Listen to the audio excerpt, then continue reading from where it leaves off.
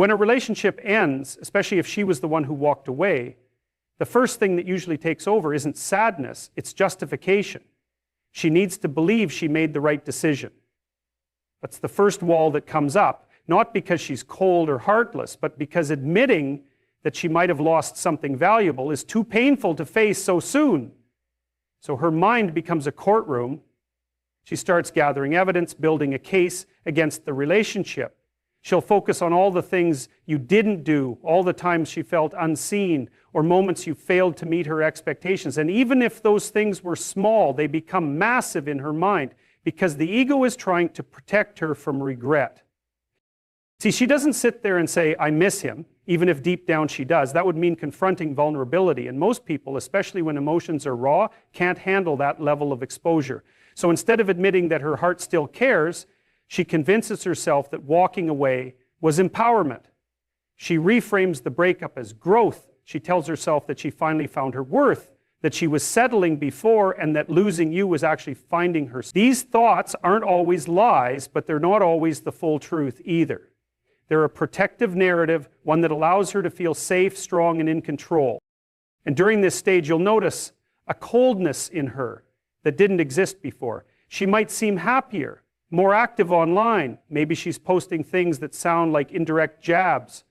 That's not confidence, it's camouflage. What you're seeing is not a healed woman, but a defensive one.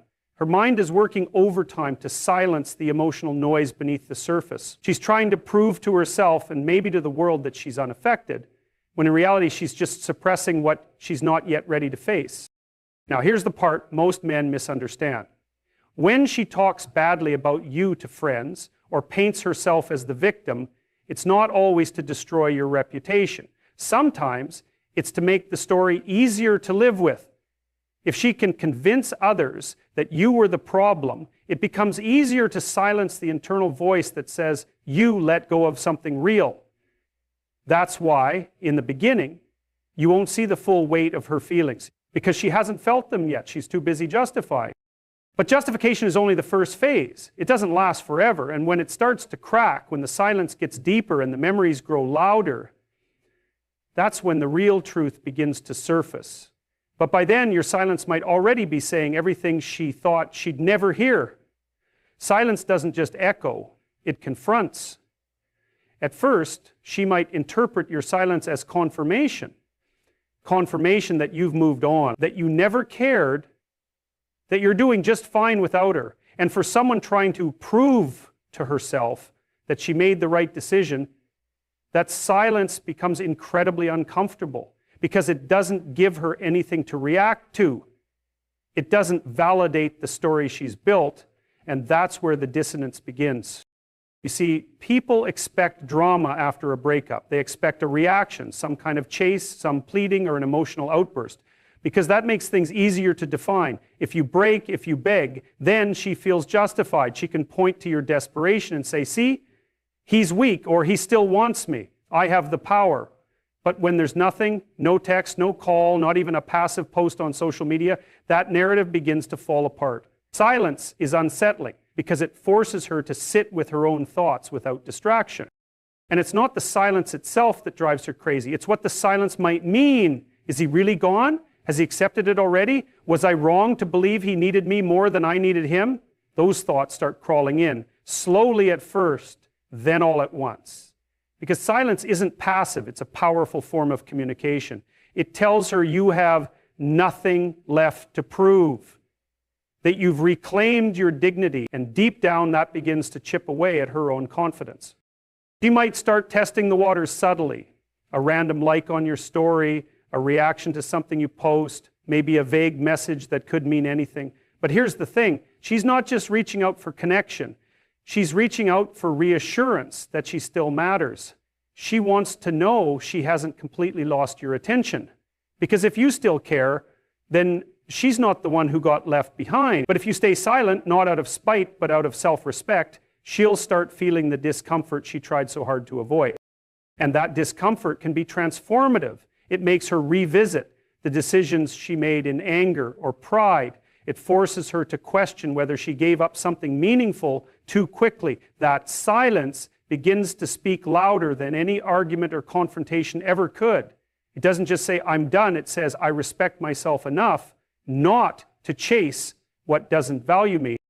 That's when the tables start to turn. Not because you played a game, but because you honored your own worth. It starts in subtle ways. She begins comparing the connection you two shared with whatever interactions she's having now. Maybe she's gone on a few dates or tried to fill the emotional space with distractions, friends, attention, validation from others. But there's a problem with that. It's all surface level. It doesn't touch the depth of what you brought to the table. And that realization doesn't hit all at once. It creeps in during quiet moments when the crowd is gone and she's left with her thoughts.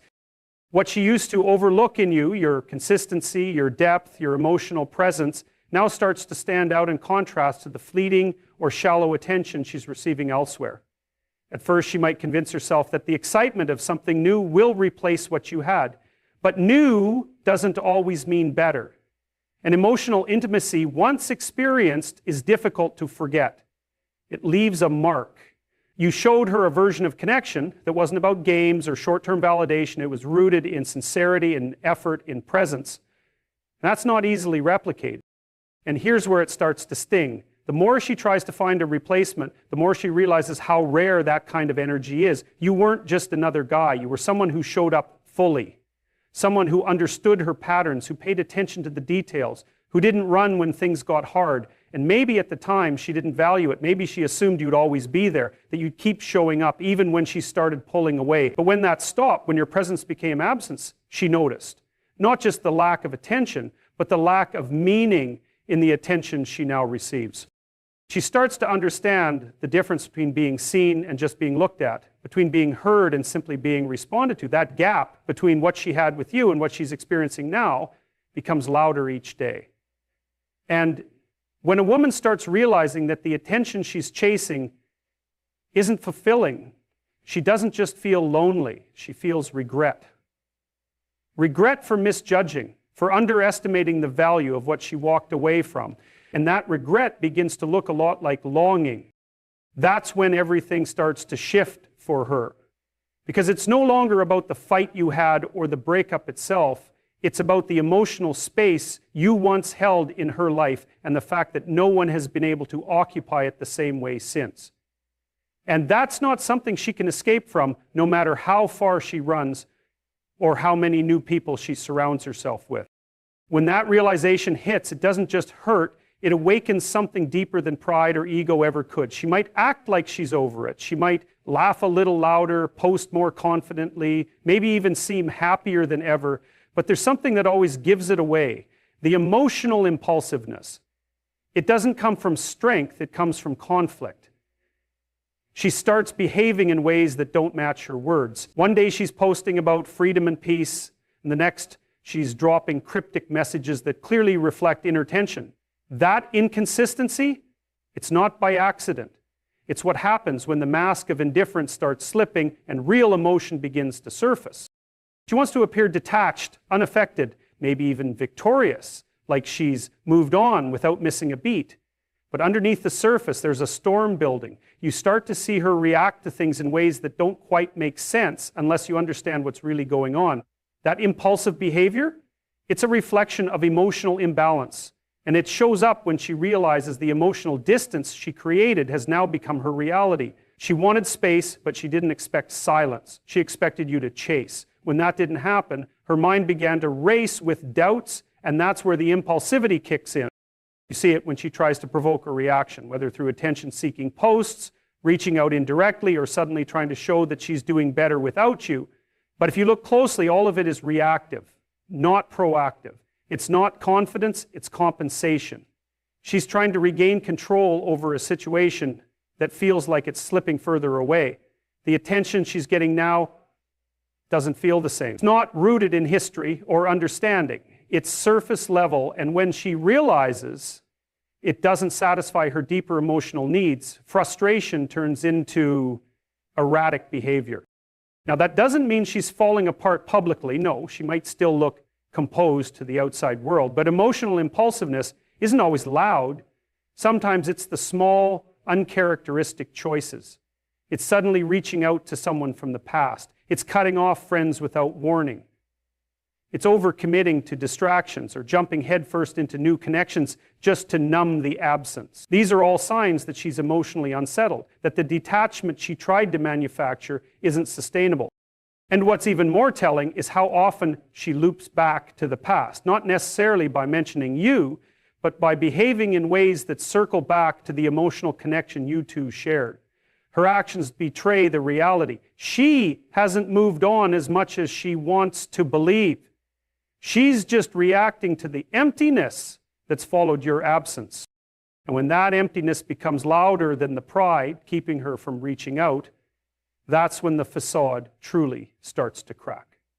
There's something remarkably revealing in how she begins to romanticize the connection she once had with you. At first, she might deny it. She may say she's over it, claim that she's finally free, maybe even pretend that the relationship was holding her back. But over time, especially in moments of stillness, she starts to remember not the conflicts or the frustrations, but the emotional safety, the consistency, the little things that formed the backbone of her emotional security. And that's when nostalgia creeps in, quietly but powerfully. It's subtle at first. Maybe she hears a song that used to play when you two were together, and it lingers in her mind longer than it should. Maybe she walks by a place you once visited and pauses without knowing why. Those moments begin to accumulate, and what they do is reconstruct the memory of what you were, not in the distorted, conflict-heavy way she might have leaned on to justify her distance, but in the pure, vulnerable truth of how she actually felt. She starts to see the connection in a new light, one that softens her defenses and brings back emotional clarity. Now, this isn't always something she expresses outwardly. Often it plays out internally, in the quiet space where pride can't shout over truth. The mind has a way of filtering the past when the present feels empty. She starts remembering how it felt to be understood, how deeply she could be herself around you, how your presence brought calm where the world often brought chaos. And that comparison between then and now becomes a source of tension. You see, most people don't really miss a person, they miss how they felt when they were with that person. And when the people she surrounds herself with now don't bring her that same depth, when the conversations feel shallow and the connections lack substance, that's when she starts to feel the absence of what she once took for granted. It's not about missing your presence at every moment, it's about missing who she was when you were present. That's the kind of emotional truth that starts to soften even the most stubborn walls. Eventually, that romanticizing leads her to test the waters. Maybe she starts asking mutual friends how you're doing. Maybe she lingers on your social media profile a little longer. Maybe she drops hints through posts or indirect messages. It's not always a direct move because the ego still stands in the way, but emotionally, she's already halfway back. Not because she wants to lose again, but because what she walked away from feels more valuable now than it did when she had it. And when she reaches that point where memory starts to outweigh resentment, where nostalgia overpowers pride, that's when something shifts. That's when the emotional walls she built to keep you out begin to turn into windows that let all the feelings flood back in. What truly begins to haunt her is the silence, especially when it lasts longer than she expected. At first, she might have mistaken your absence for a temporary tactic, something you'd snap out of. Maybe she believed you were just trying to get a reaction, to test her emotions, to see if she still cared. But as the days stretch into weeks, and those weeks begin to reshape her reality, she realizes something deeper is unfolding, something she didn't prepare for. That silence, that space, that lack of contact, it starts to echo. Not just in her environment, but in her mind. She checks her phone more than she wants to admit. She scrolls through her old messages, wondering if she missed a cue, if maybe she read you wrong. She notices that you're not watching her stories anymore, that your name no longer shows up where it used to. That ghost of attention she had grown so used to disappears. And that's when uncertainty kicks in. She doesn't know what you're thinking anymore. She's not sure if you've moved on. And that uncertainty, the not knowing, starts to create a quiet chaos inside her. People often assume that distance alone will spark regret. But it's not the distance, it's what fills that distance. If you were begging for her back, if you were posting emotional signals to get her attention, she'd still feel like she has control. But when you go quiet, genuinely quiet, without bitterness, without games, without noise, that unnerves her more than anything else. Because now she has no way to gauge what you feel, no way to be sure if she still matters. And that lack of certainty breeds a kind of anxiety she can't explain to anyone else. When someone is used to your presence, even subtly, they build a world with your energy in it. You're part of their emotional routine, even if they pretend otherwise. And when that energy vanishes, the vacuum it leaves becomes unavoidable. Suddenly, the attention she took for granted is gone. The validation she once quietly absorbed is no longer there to hold her sense of self.